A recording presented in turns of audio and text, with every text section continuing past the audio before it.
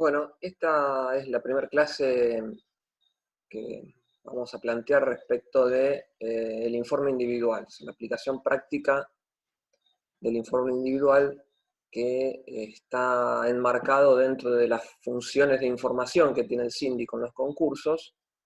Pueden ver en el trabajo que está publicado en la página de comunidades las distintas funciones que cumple la sindicatura, dentro de ella la función de información, y allí el informe individual.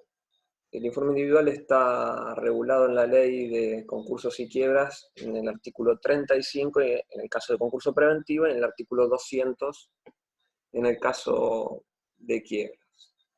En los procesos concursales nos vamos a encontrar con la situación de un deudor que se encuentra en cesación de pagos, deudor sujeto. Pueden ver también el trabajo sobre el sujeto que está publicado en la página. Este sujeto está en cesación de pagos, concepto que también pueden estudiar dentro de los trabajos que están publicados. Entonces, este deudor está en cesación de pagos, es el sujeto que se encuentra en concurso, ya sea concurso preventivo o concurso liquidativo. Para el caso que vamos a ver, es lo mismo.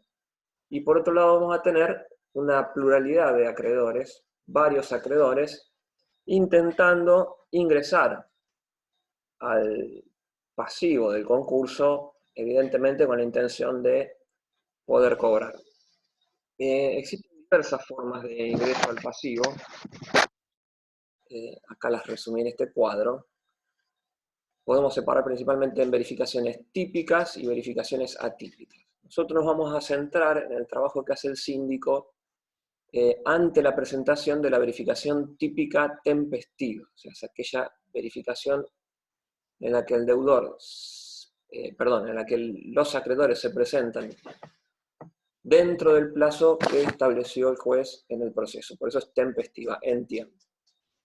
Si no llegan en tiempo, bueno, está la opción de la verificación tardía. Y después tenemos otras formas atípicas que estudiarán, no es el objeto de esta clase profundizar sobre ese tema en particular.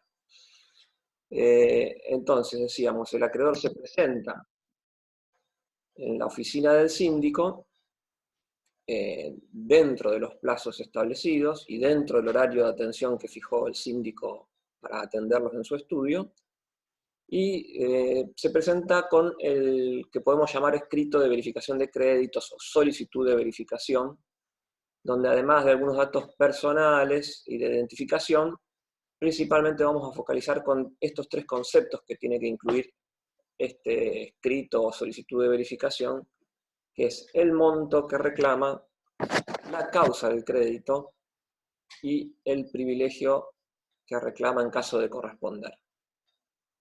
Es decir, a cuánto llega el monto de la pretensión, la causa y el privilegio. Además de este escrito, debe acompañar los títulos que justifican el crédito, es decir, la prueba documental o las evidencias que tenga el acreedor para acompañar junto con el pedido, y además abonar el arancel de verificación, que hoy está establecido en un 10% del valor de un salario mínimo, 1.600 pesos, en el momento que estoy presentando esta clase. Toda esta documentación, tanto el escrito como los elementos acompañados, se presentan original y 2 copias. El síndico en su oficina, al momento de recibir al acreedor, va a constatar que las fotocopias sean fieles con respecto a los originales, interviene los originales y los devuelve al acreedor.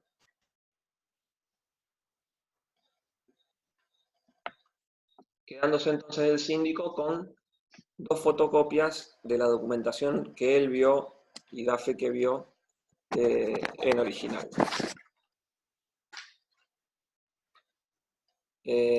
Vencido este plazo, o sea, sí recibirá a todos los acreedores que concurran a verificar y que pretendan ingresar al proceso.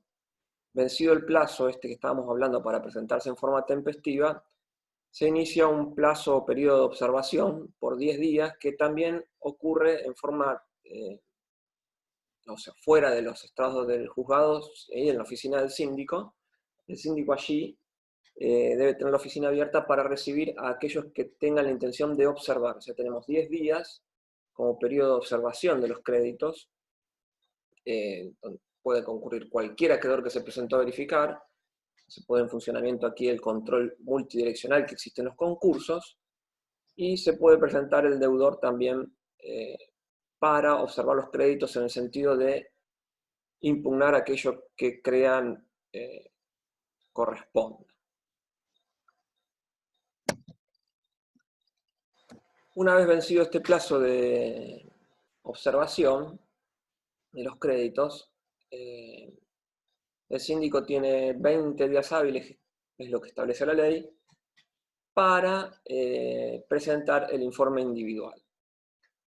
El informe individual es un dictamen técnico profesional que el contador va a basar, o su fundamentación principalmente, los conocimientos que tiene sobre la auditoría de pasivos, porque prácticamente de lo que se trata es de auditar aquellos pasivos que se han presentado a verificar para poder aconsejar al juez, que de eso se trata el informe individual, el consejo del experto, respecto de si corresponde o no reconocer los créditos que se han presentado a verificar. Por eso vamos a aplicar algunos conocimientos de auditoría mínimos para poder plantear la resolución práctica del informe individual. Este esquema que está aquí, que mucho no se entiende, vemos lo siguiente. El auditor, a los fines de poder emitir una opinión, vamos a entender que se plantea un objetivo y para poder emitir una opinión respecto del objetivo de auditoría, se basa en un elemento o evidencia y aplica un procedimiento sobre esa evidencia. En realidad esto puede girar para cualquiera de los dos lados, ¿no? O sea, desde un elemento, aplicando un procedimiento respecto de un objetivo, emite una opinión. O sea que tenemos objeto de auditoría, elemento o evidencia y procedimiento. Nosotros vamos a entender a la auditoría como una función de control. Entonces ya sabemos que el síndico es elegido en el concurso a través de un sorteo. Entonces hablamos de una función de control independiente, jerárquicamente superior, selectiva, y cuyo objetivo es opinar sobre la razonabilidad de algo. Ese algo es este objetivo que se plantea acá el auditor, y opina de la razonabilidad de ese objetivo a través de procedimientos aplicados sobre elementos pertinentes, válidos y suficientes.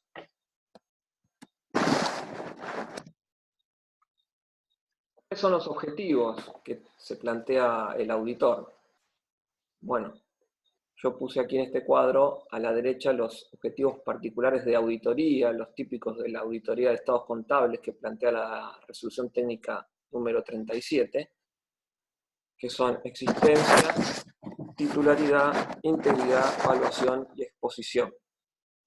Existencia se refiere a la ocurrencia o acaecimiento de un hecho, transacción o suceso. La titularidad se refiere a la propiedad, en este caso vamos a estudiar la titularidad del crédito. Valuación en cuanto a la corrección de los montos y los saldos que deben estar incluidos. Integridad, a que se encuentre en la totalidad de las transacciones, o sea, que no estén faltando. Exposición, en cuanto a la correcta clasificación y descripción de la información expuesta. Esos 5 son los, estos que están aquí arriba, los objetivos particulares de auditoría de estados contables. Yo lo relacioné aquí con los objetivos generales de la ley de concursos y quiebras, que son monto, causa y privilegio, como habíamos visto cuando se presentaba el acreedor a verificar. El acreedor al momento de verificar tiene que indicar monto, causa y privilegio, y el síndico va a tener que dictaminar sobre estos tres objetivos generales. Causa va a ser el resultado del estudio de la existencia y titularidad del crédito. Monto, podemos hacer una equivalencia con el concepto de evaluación. Integridad y exposición no son objetivos que persiga el síndico en su carácter de auditor, porque, a ver, exposición tiene que ver más que nada con la correcta clasificación y descripción de la información que está expuesta, no es algo que atañe a este trabajo.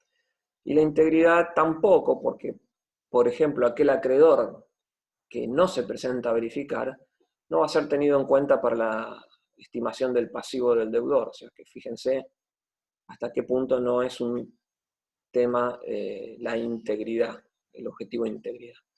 Nos queda entonces el objetivo general privilegio, que llamaremos requisitos legales. Planteados ya los objetivos de auditoría, vamos a ver o recordar cuáles son los distintos procedimientos que puede aplicar el síndico auditor. Bueno, acá están descritos. Cotejos, esto es comparación, por ejemplo, de dos registros o documentación, registro con documentación, registros entre sí, registros con estados contables. Otro procedimiento es la inspección ocular, típica de los inventarios. Confirmación de terceros o circularización, comprobaciones o cálculos matemáticos, análisis de razonabilidad o comprobaciones globales de razonabilidad, análisis de documentación cuando estoy viendo el contenido de un documento, indagación oral, confirmaciones escritas de terceros, observación de actividades o revisión de hechos posteriores. Después, a medida que avancemos con la resolución de los casos, vamos viendo cómo aplicamos estos procedimientos típicos de la auditoría. Y por último, para cerrar este círculo que hablamos entre objetivos, procedimientos y evidencias o elementos, ¿de dónde va a sacar el síndico los elementos para poder dictaminar? Bueno, el artículo 33 de la Ley de Concursos establece amplias facultades de información a la sindicatura para poder obtener la documentación, pudiendo acudir a los libros y documentación del deudor, a los libros y documentación del acreedor. Obviamente también va a tener a disposición en su estudio, porque se lo llevó el acreedor, como hablábamos antes, la documentación acompañada con el pedido de verificación, y también va a contar con la documentación que acompaña al deudor al momento de presentarse en concurso, del artículo 11. Recuerden que presenta un legajo, el deudor presenta un legajo por cada acreedor denunciado. Entonces, con esa información es que el síndico va a tener que trabajar para poder llegar a su dictamen y fundarlo. O sea, todo esto que estamos viendo son los elementos con los que cuenta, o los conocimientos que cuenta el contador para poder llegar al dictamen fundado, que es lo que estamos buscando, ¿no? Para fundamentarle al juez si corresponde o no reconocer un crédito para que ingrese el concurso. Finalmente acá les presento el papel de trabajo, matriz de auditoría, donde vamos a plantear aquí, tenemos las diferentes columnas, donde tenemos lo que hablábamos recién, el objetivo, el elemento, la evidencia y el procedimiento para llegar a una opinión. ¿Sí? Opinión parcial, opinión final para cerrar un objetivo en particular. Por ejemplo, vamos a empezar ya a medida que avancemos con algún ejemplo de caso, que tenemos el objetivo causa, titularidad del deudor y titularidad del acreedor, y el objetivo causa existencia. Recuerden que hablamos que la causa va a ser la suma de titularidad y existencia. Por otro lado, el objetivo monto y el objetivo requisitos legales. Entonces vamos a ir planteando procedimientos sobre los elementos que aunque cuente el síndico para poder llegar a opiniones parciales y luego, obviamente, opiniones finales respecto de cada objetivo en particular. Finalmente llegaremos a una conclusión y toda esta hoja de trabajo nos permitirá redactar finalmente la opinión fundada, que es lo que nos importa para poder cerrar el informe individual. La idea de la clase era llegar hasta aquí. Después haremos una clase con un caso práctico para poder ver cómo aplicamos todos estos pasos que les estaba explicando recién, que seguramente lo desarrollaremos en alguna otra clase.